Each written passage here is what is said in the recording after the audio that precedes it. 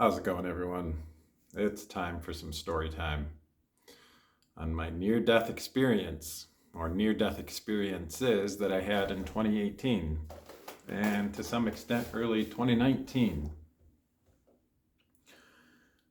These near death experiences changed my outlook and approach to life, helped me realize some important things, and continue to have an effect on me to this day.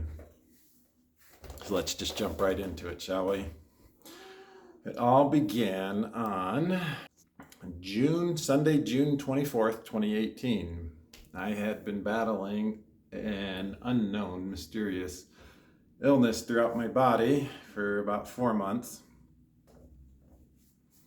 And June 24th, that Sunday, I started feeling cold and achy. I was reading through my journal. I had a fever of over 105.2. It got as high as, and I started feeling cold and shivery and achy. I went straight to my bed, and I remember shaking slowly at first, and then to the point where I was just violently shaking uncontrollably, like I was having a seizure, but I wasn't. It was just the fever was so intense and the effect on my body was so intense that I remember just shaking uncontrollably and crying and screaming for a few hours. In those few hours, I felt like something was eating me from the inside out. And then the fever ended, and I passed out for about 18 hours, waking up barely to get to work the next day. After each one of those fevers, I remember I would be incredibly fatigued for a few days. That first year, I'd get a cold sore as well. Usually, it was right here, and just super intense and just like you're being eaten alive from the inside out. Just an awful feeling. And then another 6 weeks went by, and I had another one of these fevers. Another 6 weeks went by, and I had another one of these fevers. And on the third fever, the day of my third fever, or after, it was actually the third fever came a few days after my mom died in September of 2018. And I went to speak at her funeral a couple days later, having a mouthful of cold sores and being incredibly fatigued, but I still was able to speak at her funeral. So these three fevers, each one felt like I was going to die. It's the closest I felt to dying. A fever of 105.2 is no joke. The fever of 105 or more starts to approach red alert territory. If you get a fever 106 to 108, at least this is from my reading online, that's brain damage, kill you territory. So even my fever of 105.2, and I think I had one that got to 105.4, just never in my life had I gotten a fever that high. Usually about 102 to 103 was the highest I ever got for anything. But it was more the feeling inside that I got of my body, just the extreme achiness. And I remember laying on my bed, this bed right here, staring up at this ceiling right here, this ceiling fan. I remember saying, I think this is it for me. That feeling of, I think I'm about to die. It's a curious feeling. So I didn't die, but my brain experienced what it was like to come close to dying. In early 2019, I started to lose my ability to walk, so I started walking with a cane, my mom's cane that she had. I took it after her death. I still have her cane to this day. And so I started having to walk with that. My legs, I felt extreme weakness in them. I started to lose my ability to talk. I was having major zaps in my body, many seizures, And I once again felt myself declining to a point of maybe I was going to die. But fortunately, through antibiotic treatment, changing my diet, supplements, eventually going to Mexico, Tijuana, Mexico, to a clinic called Bio Advanced Medical Center, and some mental shifts. I made the mental shift that I accepted that I might have Lyme disease for the rest of my life.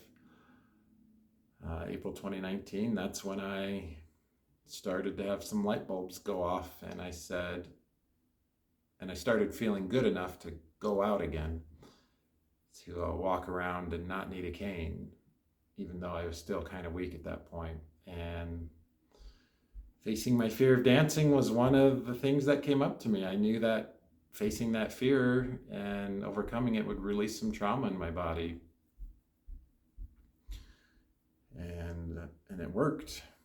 So my last video about the Westerner, where I talked about how the energy has changed at the Westerner, the entire program or way of doing things just got completely wiped out in one day, and without communication. The environment, I went last Wednesday, it was not conducive to having a good time for me at all. I just kind of sat at a back table and was puzzled. And then I learned what happened, and I closed the chapter on that. Like I said, I've learned to just close the chapter when the energy's gone from something. So that trauma's gone from my body. I still have traumas in my body. So I wonder and ask the universe what needs to be done to release remaining traumas. I ask the question, but the near-death experience made me do something I wouldn't have done otherwise. It would not have been possible for me to go dancing without that near-death experience, which is crazy to think about. Getting Lyme disease taught me a ton about supplements and health and wellness and mental wellness and all sorts of things. I've since then learned allowance, acceptance. I'm still human, so I've got traumas to release. I still think I have some trauma around my health and what I'm capable of. I need to release that.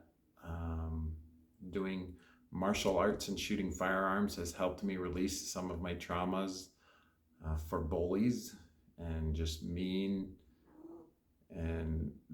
people in this world. So some of that trauma has been released, and I think as I get closer to a black belt and become more comfortable with guns, I'll release more of that trauma. But I wonder what will be the event that fully releases that trauma with a bully. Do I need to get in a real fight, or do I need to go into a tournament, a karate tournament, and full contact karate tournament? These are things I'm wondering about.